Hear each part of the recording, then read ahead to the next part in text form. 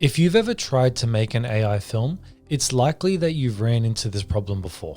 You generate one shot of your character, looks great, cinematic, perfect lighting. Then you ask Google Nano to generate another angle of this shot. And sure, the character stays the same, but everything around them completely changes. And it's not that we've hit another roadblock after solving character consistency. What's really going on is that you're missing the first and most crucial step in creating consistent scenes. It's something I call scene foundation. In a nutshell, it's the process of generating the world first before you even add your character. Once the world exists, you can then insert your character into these shots. This gives the image model more data to work with when generating new shots for your scenes, instead of just guessing what the other side of the room looks like. Guys, my name is Danny. I'm an AI filmmaker trying to find the best methods to create consistent cinematic shots for AI film and music videos. And today, not only am I going to show you my complete scene foundation workflow, you're also going to see all the tools that I use that make this process incredibly easy.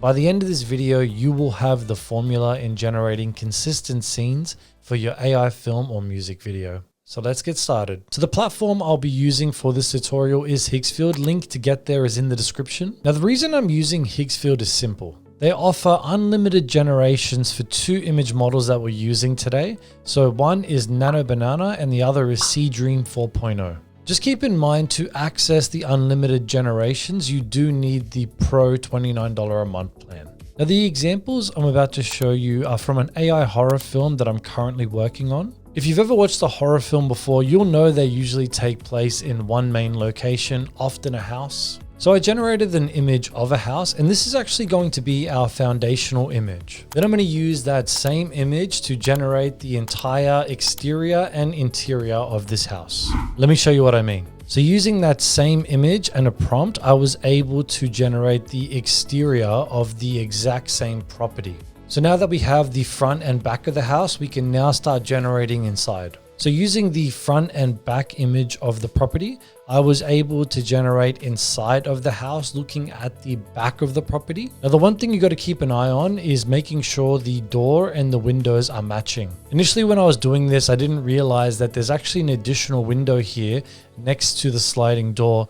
And let me just show you. So this is the exterior of the property, and you can see there that there's no window. So to fix this, I'm going to grab that image, select the Seedream image model, and ask it to remove the window. All right, so I got rid of the window, but now it's generated this other sliding door on the right here, which is not what I was after. All right, so I grabbed that image, and then I even asked it to get rid of the sliding door on the right. And it did, it made a wall, but yeah, I forgot there's actually a window that's supposed to be there. Either way, I'll be able to fix this, but I just wanted to show you guys how well it works using the Seedream model. To generate this image of the hallway leading to the bedroom, I pretty much just used the living room image, and I also added the prompt. To reverse the shot, I used the hallway image combined with the prompt that gave me this result showing the living room again. To generate the shot inside the bedroom, I used the hallway image and this prompt. Now, the room was looking a bit empty, so what I did is I grabbed that image and then I asked for the model to generate some furniture inside of it. Then, using the bedroom image, I then asked to reverse the shot, which shows me the bedroom door leading to the hallway. Lastly, I then generated a random shot of the bathroom, which I'm also going to be using in my film. So at this point, every room of the house is completely mapped out. Okay, so now we have multiple shots showing both the interior and exterior of our house. Here's where we can push it even further. Using the main images you just generated, you can now create new angles of the exact areas without breaking consistency. Let me show you what I mean. So to generate this aerial shot of the house, I used the initial image of the house and a prompt. To generate this overhead shot of the living room, I used the original living room shot with a prompt. And to generate this low angle shot of the bedroom, I used the original bedroom shot with a prompt. So you can use these shots to show a different perspective of an area in your film. All right, so now we have multiple shots of the interior and exterior of our house. Here's where we're going to take it to another level. I reattached the same images and asked Google Nano to generate nighttime versions of each shot. It did generate darker, consistent shots, but they looked more like late afternoon than true night. So I grabbed the same images again, switched to the Seedream 4.0 model and asked for midnight shots, and the results were instantly better. Now I've got daytime, afternoon and midnight versions of every room, which means I can progress my story naturally as time progresses in the film. Now, before we continue, guys, I do want to quickly mention that whilst consistent scene and characters are important, it's only one aspect of creating cinematic AI films. If you're interested in learning more about AI film,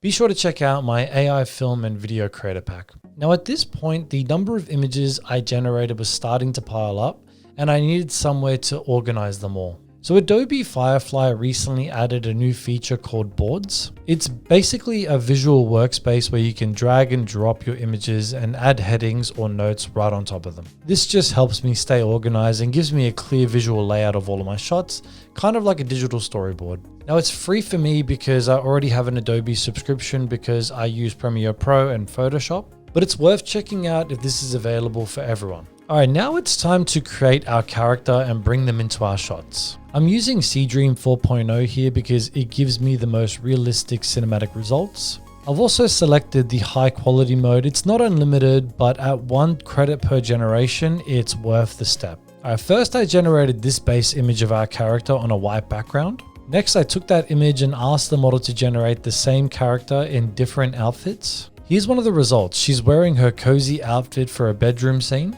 So let's grab this image and our bedroom shot and combine them with a single prompt. And there you have it. We just generated our character inside one of our consistent scenes. Now, I've also generated her sitting on the couch watching television, but the TV isn't on. So let's see if we can turn that on. All right, there you go. The television is now on and everything is still consistent. Now let's see if I can make it nighttime. Okay, it's actually ridiculous how well this is working. All right, one more test. We'll see if we can grab that image and try to change the angle of the shot. So now we have an overhead shot of her watching TV. Obviously the couch isn't perfect, but this was just the first attempt to show you guys how it works. So that is the formula, guys. It does start off slow to begin with, but once you've generated your foundation shots, it's a breeze after that. I'm gonna leave it there, guys. Thank you so much for watching. Please give this video a like, and I'll see you guys in the next one. Peace.